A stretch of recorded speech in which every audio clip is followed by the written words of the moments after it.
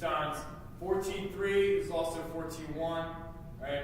We're going to learn about social Darwinism, the rise of industry. We're going to talk about the barons of industry, the tycoons that are going to kind of dominate the economy of this time period in the United States. Right? We're going to talk about like what they're doing, how they do business, and then the government's role in trying to regulate what they do, because there really wasn't much at all. Yeah, and with this growth of big business, naturally, you're going to have people who are extremely wealthy, and you're going to have those who feel like the businessmen are taking advantage of them and using them to gain this wealth. And so we'll talk about the different justifications that these big businessmen came up with to basically make themselves feel less guilty about their wealth and to, well, for lack of a better term, justify why they're able to be so wealthy while much of the population is not. But if we think about big business, it all really begins with steel and electricity and the different inventions during the end of the second half of the 19th century. And the first one we're going to talk about is the Bessemer process. Now, Henry Bessemer came up with the process of burning out the iron impurities and making a much stronger metal known as steel. Now, we will refer to, or I should say, when we talk about Andrew Carnegie, he's going to be primarily, every time we reference steel, we're going to be talking about Carnegie. But he was able to get the process of burning out these impurities in iron from Henry Bessemer, who figured this out and brought the process over from England. What this does is this makes the metal significantly stronger and will be used for all types of things: bridges, railroad tracks, and most notably skyscrapers in big cities, because now buildings can grow or be built so much higher because the steel is so much stronger than iron. You have the rise of electricity, right? The light bulb. Thomas Edison, you don't know him for inventing the light bulb, but he actually invented a ton of stuff. Really importantly, kind of electricity for general consumption, like electricity as utility. That was Thomas Edison with the backing of J.P. Morgan, who invested a lot of money in Edison's inventions and ideas. Yeah. And then lastly, we have Alexander Graham Bell and the invention of the telephone. Now, throughout the second half of the 19th century following, or I should say, the last quarter of the 19th century following this invention, the telephone is very primitive. It is not used very often. It's very expensive. It's hard to wire it. But over time, the telephone will become more and more common, making communication so much more seamless and efficient than it was before. If we remember how much the telegraph changed conversation and communication in America, you can only imagine the impact that the telephone had. Now, how did all these millionaires come to be, or big businessmen? It's worth going back and looking at the four-step process. As you can see on the map, the factory outputs, all the pink are over $3 million a year. So you can see sort of where the factories are. The orange are $1 to $3 million a year. And you can see that they're mostly located around areas with high amounts of natural resources. So these areas are going to have more laborers, they're going to have more immigrants, they're going to have more money coming in, more production, and more manufacturing.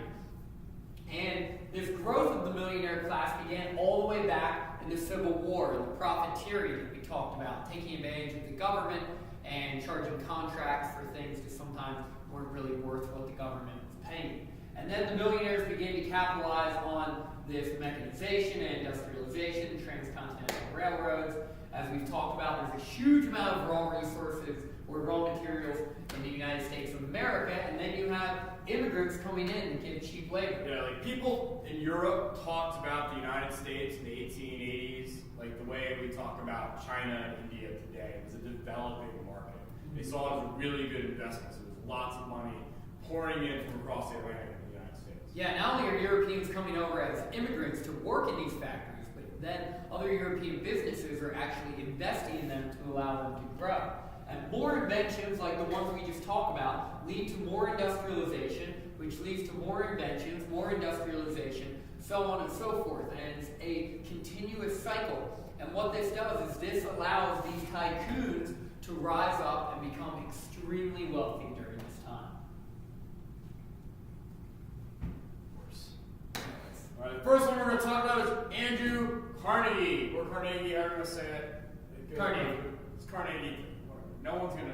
It's Carnegie, but you can say it wrong and say Carnegie if you want. That's right. He gets his wealth through steel, right? Carnegie has a very interesting story. He's born poor. He's an immigrant. He works his way up through a railroad company. He starts as the secretary. He's like a 12-year-old boy is running telegrams and other messages back and forth, right? Works himself all the way up to the CEO of that company.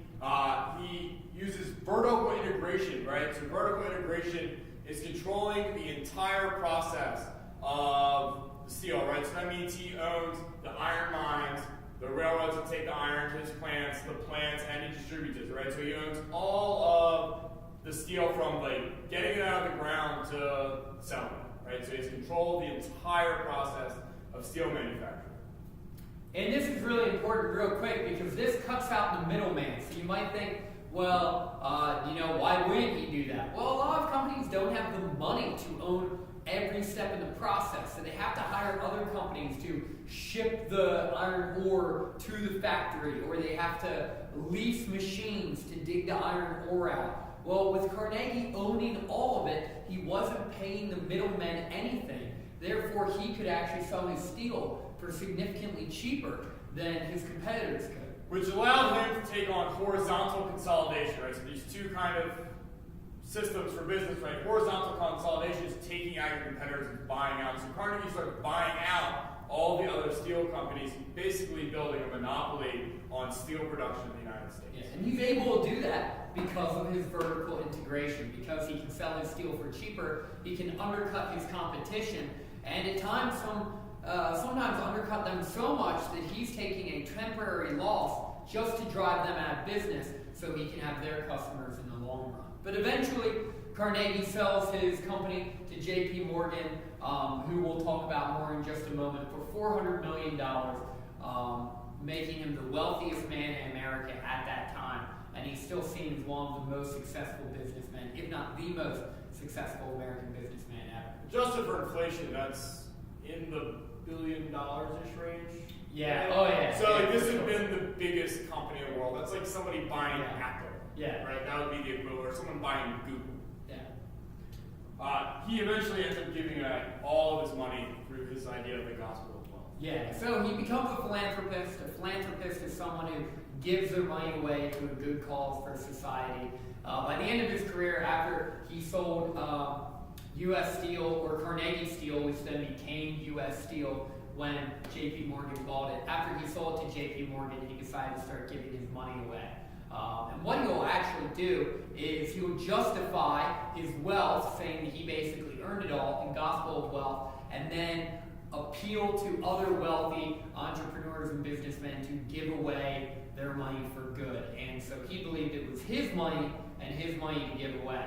And he actually sort of pressured a lot of other businessmen into doing the same thing like Rockefeller. By the time he died, it was close to 95-ish% of his income, total money, he had to give it all away. Yeah, he had given almost all of his money away. Morgan starts out in banking and finance, and he kind of buying other businesses. It's basically how Morgan got wealthy. He didn't really build anything. He just bought lots of different businesses. He uses trusts and holding companies. This is kind of how, these are financial and business ways. Holding companies are basically companies that exist to own other companies, right? And trusts are a way to establish a monopoly on a market, right? So companies would, instead of buying each other out, they basically get a board of directors and they would agree on what to do. Maybe they carve the country up geographically. They decide on what to charge everyone in the country. So it formed a monopoly for people when they entered into trust. Yeah, so Mr. Manelsky and I were both selling, whatever. Lacrosse Lax sticks. We're both selling lax sticks, and we're really the two biggest lax stick manufacturers in the Mid-Atlantic, but we're realizing that we're competing with each other, and then by us competing with each other, smaller companies are able to pop up and compete with us. Well, if we enter into a trust, Mr. Manelsky and I will both basically act as one company, selling our product. We can sell it at a lower price because we're not competing competing with each other, we're working together, and then we can drive out all of our other competition so we can dominate the Mid-Atlantic. And we would hire a board of trustees or board of directors who would basically make the decisions for us, and then we split the profit. And that's pretty much what a trust is. Today, some people, trusts are illegal now. Today, people would argue that cable companies have kind of built a little trust because of the way they divided the country geographically up. They don't really, Comcast doesn't really compete with Time Warner Cable, vice versa. So you can make the argument that they're operating as a trust. And then lastly, we're going to talk about John Rockefeller. Now, John Rockefeller was an extremely wise businessman. He was a very cutthroat businessman. He made his wealth in oil. Kerosene and then automobiles drive up U.S. oil consumption at this time. John D. Rockefeller figured out a way to purify the oil in order for it to be used for kerosene lamps and then for automobiles and for other engines. And he became extremely wealthy by doing it. He ruthlessly used horizontal consolidation, which we mentioned on Carnegie's slide, the idea of basically driving other small businesses out. He took a lot of pleasure in ruining the businesses of his competitors, driving them out, and then taking over their customers in their region. And he created the biggest monopoly in the history of American business. It was pretty common for Rockefeller and Standard Oil to put in gas stations or whatever it was, sell their oil at a loss until their competitor went out of business, and then gouge the prices and jack them up really high because they were the only company in town. And then taking all of their customers in the process. And not only that, but he was a really smart guy. He found out which way the different oil pipelines would go, and he bought the land where they would be going, and then he could sell that and make even more money. So he was an extremely smart businessman, but man, was he ruthless. Eventually, at the end of his life, he gave away a lot of his money, just like Andrew Carnegie did, and many believe that one of the main reasons Rockefeller gave it away was because he felt pressured by men like Andrew Carnegie. Now, how much would they be worth today? A lot of money. We use for comparison, Bill Gates, worth about $81 billion today, which is an insane amount of money. But when you look, J.P. Morgan, Carnegie, and Rockefeller today would be worth considerably more than Bill Gates. And remember, Bill Gates sold a computer to everyone in the United States between the decade and 90s. He crazy amount of money, right? These guys were incredibly wealthy. And one thing, the legacy of Carnegie primarily, and also Rockefeller, continue to live on today in men like Bill Gates, like Mark Zuckerberg, who just said that he was planning on giving away 99% of his lifetime wealth. These men feel with a huge amount of wealth comes a huge amount of responsibility for them to give their money away to better society. And that all began with Andrew Carnegie and the Gospel of Wealth. Right. So they justify gospel wealth was Carnegie's idea, and it's basically the state's job is not to help the poor. It's the guy that is so successful and has so much. Carnegie kind of felt that way. I think part of it was his upbringing, right? He was born poor, right? And he worked his way up. So he kind of was the idea, well, I did it, why can't you? And now that I have done it, I can help you this way by, Carnegie Mellon University, Carnegie Music Hall, right? There's a lot of things all over the country named after him because he funded it. Yeah, and what Carnegie wanted to prevent is he did not want the state to start helping the poor. He thought that would basically be a snowball effect. You'd be opening up a Pandora's box in which you wouldn't be able to stop it. Once you set the precedent that the state or the government helps the poor, then the poor are going to rely on the government. So he did not want that to happen. He wanted it to be more laissez-faire, let it be, hands-off type of government, allowing businesses to do their thing. And he justified his extreme amount of wealth and his stances on this by the idea of social Darwinism. So we know what Darwinism is. The animal that's most fit for its environment survives. Well, bigger, faster, stronger, right? Carnegie believed the same thing in society, social Darwinism. So the people who are more able to be successful, adapt to their environment, are going to be the ones that will survive and thrive. Those that can't, well, they can't. But it's not the government's job to give them handouts just because they can. Right, and this basically blames the poor for their poorness. That there's some kind of reason that you're poor, it's either you're dumb, you're immoral, whatever it is, you're holding yourself back. And if you would just fix that and work harder, you'd become wealthy. Yeah, it's this idea that the poor are poor due to lack of initiative. If they were only willing to get up and get a job, they wouldn't be in this situation. Or if they were only willing to work hard, they wouldn't be in this situation. And while yes, that's the case for some poor and low-income people, we know that that's not the case across the board. But what this did is this created this stigma on poor people, and this idea that they are only poor because of their own fault, not because of the circumstances maybe they were born into or beyond their control. Yeah, I think Carnegie's wages. A lot of guys work 60 hours a week. Yeah. For these guys, 6 days a week, 12-hour days, and we're still poor. Right? Yeah. So I don't think you could say that they weren't working very hard. Yeah, exactly. I mean, Carnegie, Rockefeller, Morgan, these men are perfect examples of how you can still work extremely hard and barely get by. And that's something we'll talk more about in 14.4. Want to take Antitrust Act, Coach? Oh, didn't know we had that. Oh, yeah. It's down there. So the German Antitrust Act actually passed in 1890, and it so basically it gives the government the ability to break trusts. But the people at the time, right, we talked about the corruption, we talked about how much money was being thrown around in politics, and the government really didn't use it for anything. They didn't bust any trusts, they didn't break these schemes up, they didn't go after them. Because a lot of people in the government kind of agreed with this laissez-faire, let it be view of business, and they just allowed these few businessmen to totally dominate the economy. And these guys didn't believe in free market principles. They believed in whatever could get them on top. They actually liked enough government regulation that would stamp down on small businesses and people that could be competitors. Yeah, and you have to remember the politicians at this time were extremely influenced by wealthy businessmen, and oftentimes their political decisions or lack thereof played a role, or I should say, the businessmen's influence on their decisions was apparent to everyone. Well, not everyone, but a lot of people. And looking back on now, it's even more clear to us.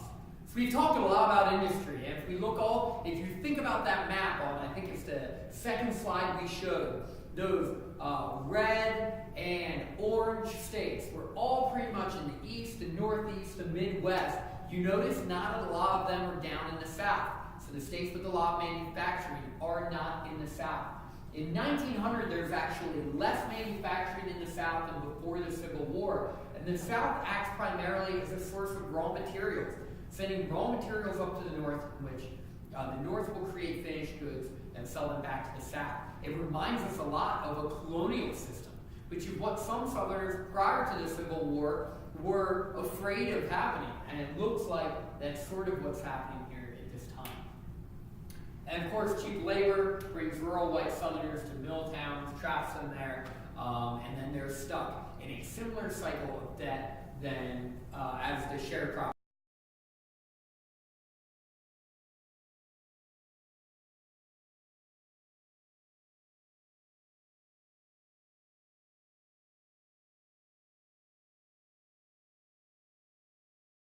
It is possible. Carnegie was able to do it.